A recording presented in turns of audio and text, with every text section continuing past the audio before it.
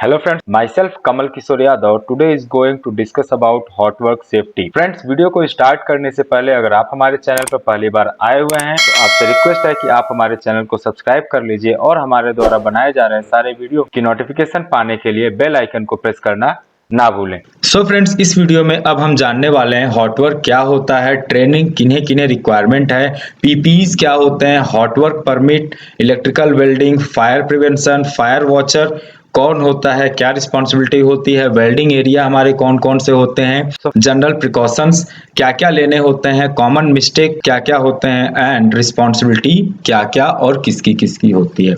तो आइए सबसे पहले हम जानते हैं हॉट वर्क होता क्या है।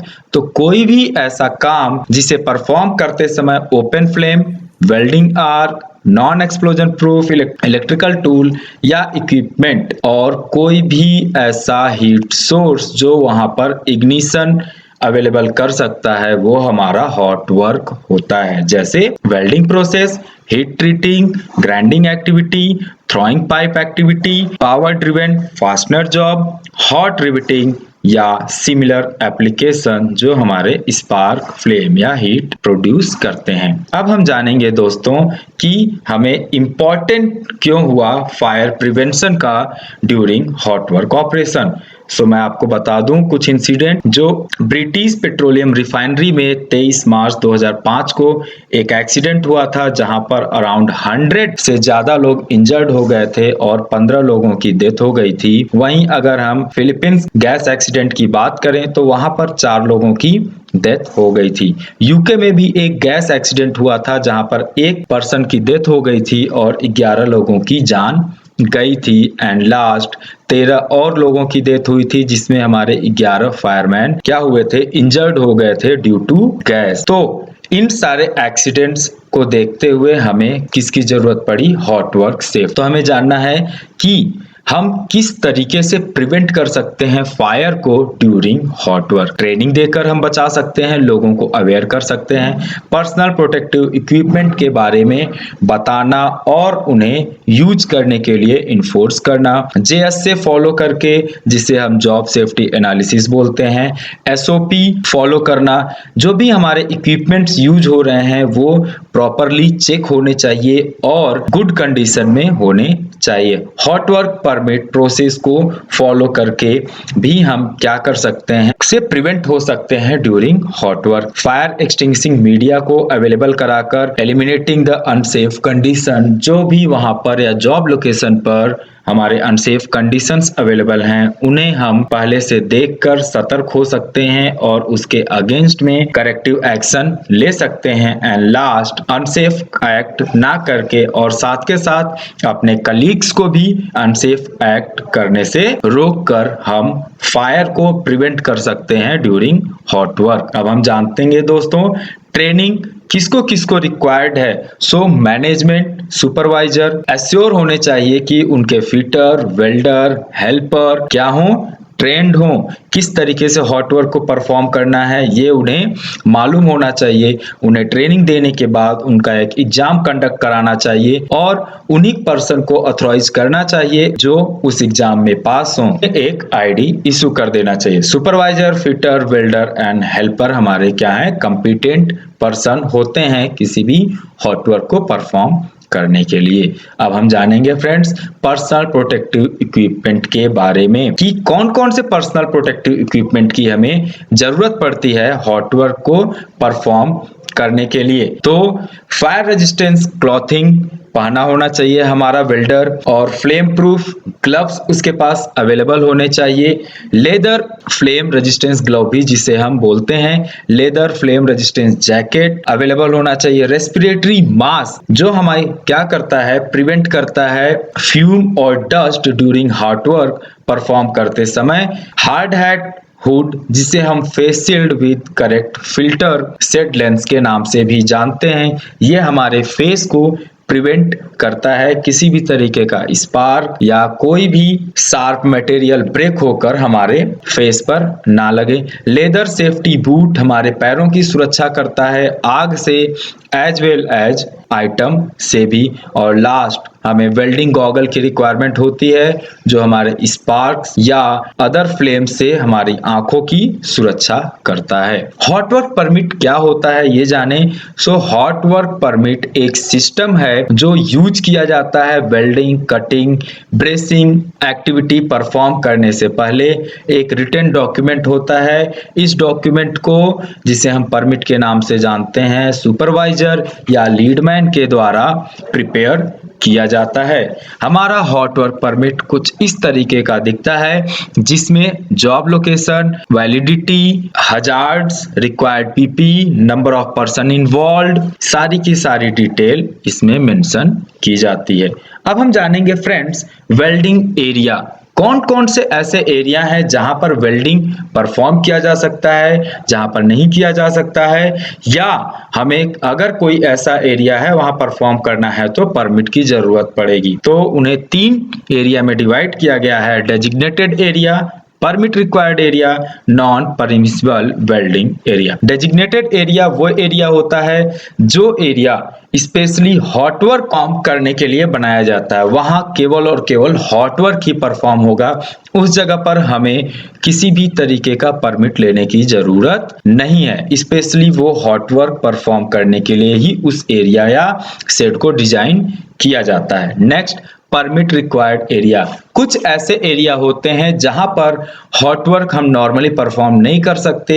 उस केस में हमें परमिट की जरूरत पड़ती है। So through hot work permit हम उस जगह पर काम करते हैं हॉट वर्क का। और last, non permissible welding area.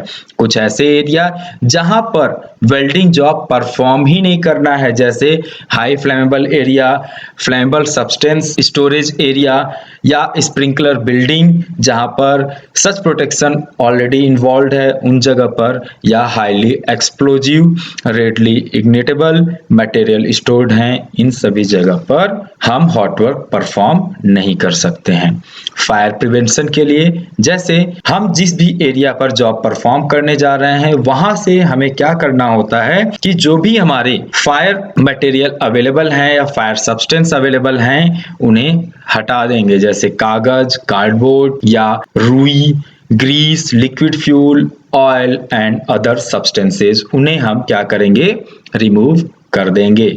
उसके बाद हमें क्या करना है, इंश्योर करना है कि हमारे पास फायर एक्सटिंग्विशर्स अवेलेबल हों, जो क्या होने चाहिए, एटलीस्ट 6 मीटर के डिस्टेंस पर हमारा ड्राई केमिकल पाउडर, जिसे डीसीपी के नाम से जानते हैं, अवेलेबल होना चाहिए, या according to the work and according to the location हमें एक्सटिंग्विशिंग मीडिया अवेलेबल रखना चाहिए। कवर कर देना चाहिए जो भी हमारे इमूवेबल, जिसे हम मूव नहीं कर सकते हैं कंबस्टिबल मटेरियल को, उसे फायर ब्लैंकेट से कवर कर देना चाहिए। और एक पर्सन अपॉइंट करना चाहिए जिसे हम फायर वॉचर के नाम से जानते हैं। फायर वॉच हमें जरूरी पड़ता है जब भी हम कोई भी हॉट वर्क परफॉर्म करने जाते हैं। वहां पर फायर वॉच कोई इक्विपमेंट या कोई मशीन नहीं होता, मेनली वो एक इंसान होता है। हम की पर्सन को वहां पर डिप्लॉय करते हैं एज अ फायर वॉचर। वो वहां पर जब तक हमारा हॉट वर्क जॉब परफॉर्म होता है उसके आफ्टर 30 मिनट तक अवेलेबल होता है विद एक्सटिंग्विशिंग मीडिया, जैसे fire extinguisher, fire blanket, water and sand bucket. ये हमारा जो होता है रेड रिफ्लेक्टिव वेस्ट के साथ अवेलेबल होता है, पहना हुआ होता है। और जो हमारा फायर वॉचर होना चाहिए वो साउंड अलार्म के साथ बहुत अच्छे से फेमिलियर होना चाहिए। सो फ्रेंड्स, अब हम जानेंगे कि वेल्डिंग इक्विपमेंट यूज करते समय क्या करना है, क्या नहीं करना है। तो यूज करने से पहले हमें डेली इंस्पेक्शन बहुत जरूरी है, जो जॉब को परफॉर्म करने से पहले करना चाहिए। उसके एक्सपोज्ड पोर्शन को हमें टच नहीं करना चाहिए, मेनली इलेक्ट्रोड के। और जो हमारा इलेक्ट्रोड होल्डर है वो ओवरहीटेड होता है, तो उसे कूल करने के लिए वाटर में डिप नहीं करना चाहिए। उसके साथ हमें ऑलवेज इंसुलेटिंग मैट यूज करना चाहिए।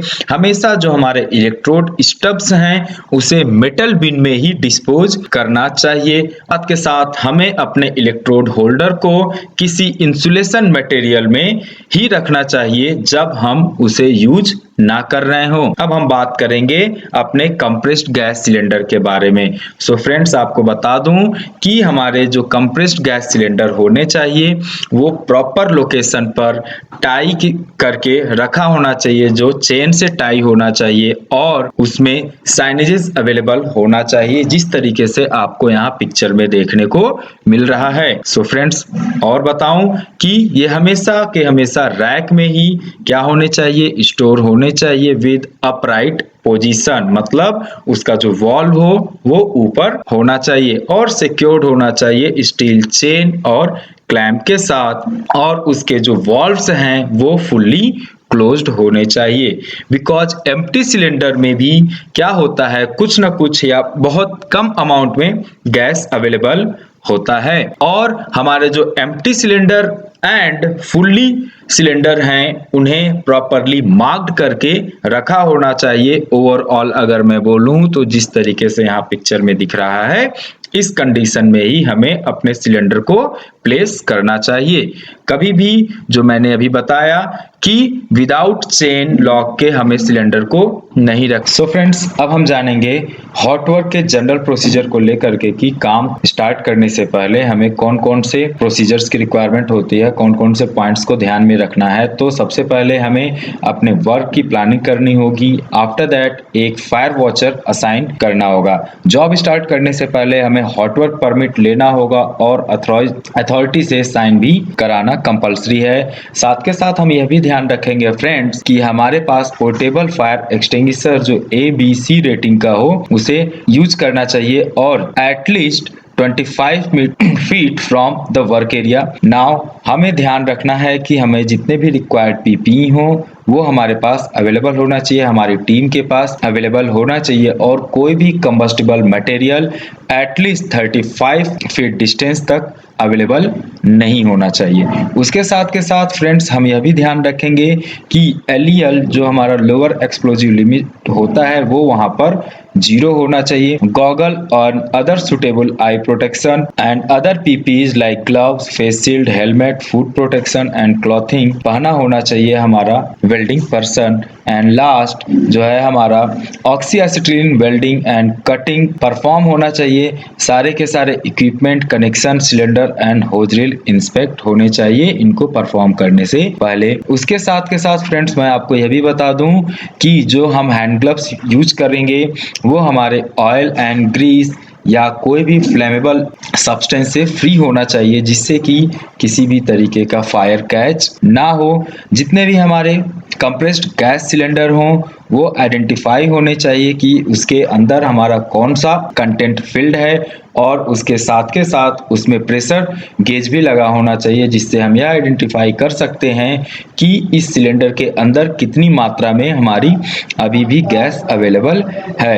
एंड लास्ट फ्रेंड्स, आपको मैं बताऊं तो जितने भी हमारे सिलेंडर्स हैं वो प्रॉपर तरीके से स्टोर्ड होने चाहिए, और ऐसी जगह पर स्टोर करना है जहां का हीट 130 डिग्री फ़ारेनहाइट से ज़्यादा नहीं होना चाहिए, और उसे चेन से लॉक करके रखना है। क्या क्या कॉमन मिस्टेक्स होते हैं ये हम जान लेते हैं। तो don't prepare equipment for hot work properly. किस तरीके से, यहाँ पर हम दिखेंगे एक एक पॉइंट वाइज बात करेंगे। सो पर्जिंग, इनएडुकेट गैस टेस्टिंग, अगर हम क्या करेंगे, गैस टेस्टिंग को प्रॉपर तरीके से नहीं करेंगे सो भी क्या हो सकता है, ये एक बड़ा कारण बन सकता है फायर का। Improper gas testing like wrong place, गलत जगह पर हम टेस्टिंग कर रहे हैं, वह भी एक रीजन हो सकता है। इनएडिकेट आइसोलेशन, अगर हम प्रॉपर तरीके से आइसोलेट नहीं कर रहे हैं सो यह भी एक रीजन हो सकता है। Not knowing how to use gas instrument, अगर हमें पता नहीं होगा कि हम किस तरीके से इंस्ट्रूमेंट हमें यूज करना है तो इससे भी इंसिडेंट का कारण बन सकता है। Next, failure to identify low points and high points, don't anticipate the impact of hot work on space और workers. Do not consider allow being building on or with. Don't look at the bigger picture. बहुत ज़्यादा बड़े picture में हमें नहीं देखना. Don't cover drains. Drains को cover करके नहीं रखेंगे. Don't gas adjacent area. जो हमारे गैस एडजस्टेंट एरिया हैं उनको प्रॉपर तरीके से ही रखना है, उनसे छेड़खानी हमें नहीं करनी है. And fail to train fire watch properly. अगर हमारा जो फायर वॉचर है उसे हम प्रॉपर तरीके से ट्रेनिंग नहीं देंगे, उन्हें गाइड नहीं करेंगे, सो ये भी एक इंसिडेंट का कारण बन सकता है. Next, permit authorizing individual responsibility. Yes, it is must कि जो हम परमिट अथॉराइज कर रहे हैं उसके लिए एक रिस्पॉन्सिबल पर्सन होना चाहिए. Determining that fire protection and extinguishing equipment is properly located at the site. ये उसमें हमारा मेंशन होना चाहिए. उसके साथ के साथ फायर वॉचर अवेलेबल है साइट पर या नहीं, यह भी हमें परमिट में मेंशन करना चाहिए. And last, where a fire watch is not required. जिस लोकेशन पर हमें फायर वॉचर की जरूरत नहीं है वहां पर एटलीस्ट हम फाइनल चेक 30 मिनट तक रखेंगे after the completion of hot work. जब हमारा हॉट वर्क कंप्लीट हो जा रहा है उसके 30 मिनट बाद तक. And last, fire watch responsibility. So fire watch की रिस्पॉन्सिबिलिटी फ्रेंड्स अभी हमने लास्ट डिस्कस किया था. सेम सारे के सारे पॉइंट्स वही यहाँ पर मेंशन है. Like aware of the inherent hazard of the work site and ensure that safe condition and maintain. Have the authority to stop the hot work if unsafe condition develop. Fire watcher के पास authority होती है कि अगर कोई unsafe condition है वहां पर तो इमीडिएट हॉट वर्क को स्टॉप कर सकते हैं. उनके पास फायर एक्सटिंग्विशर अवेलेबल होना चाहिए और वो क्या होना चाहिए, फायर अलार्म के साउंड से फेमिलियर होने चाहिए, जिससे कि वहां पर किसी भी प्रकार की इमरजेंसी क्रिएट होती है तो वो इमीडिएट एक्ट कर सकें. एंड लास्ट पॉइंट जो है हमारा कि वर्क, जो हमारा हॉट वर्क है उसके कंप्लीट होने के 30 मिनट तक, एटलीस्ट वर्क कंप्लीट होने के 30 मिनट तक वो वहां पर अपनी ड्यूटी करते रहेंगे. सुपरवाइजर की रिस्पॉन्सिबिलिटी क्या है कि वो वर्क क्या होने जा रहा है उसको प्लान करेंगे और कम्युनिकेट करेंगे प्लानिंग को अपनी टीम के साथ और एरिया इंचार्ज के साथ.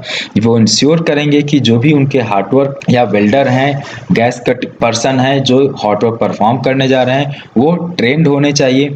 उसके साथ वो यह भी इंश्योर करेंगे फ्रेंड्स कि वहाँ पर जो इक्विपमेंट जा रहे हैं वो प्रॉपर तरीके से सेफ हैंडलिंग से हो रहे हैं या नहीं हो रहे हैं, कंबस्टिबल मटेरियल हटाए जा रहे हैं या नहीं हटाए जा रहे हैं. एंड लास्ट आपको मैं बता दूं friends, seeing that hot work is not scheduled to be perform during operation that might expose combustible to ignition. और इस समय हम कोई भी हॉट वर्क परफॉर्म नहीं करेंगे जहां पर कोई ऐसा ऑपरेशन हो रहा है जो एक्सपोज हो सकता है, आग लगने के चांसेस हो सकते हैं. Now employ person performing hot work, जो पर्सन परफॉर्म कर रहे हैं हॉट वर्क उनकी क्या क्या रिस्पॉन्सिबिलिटी है.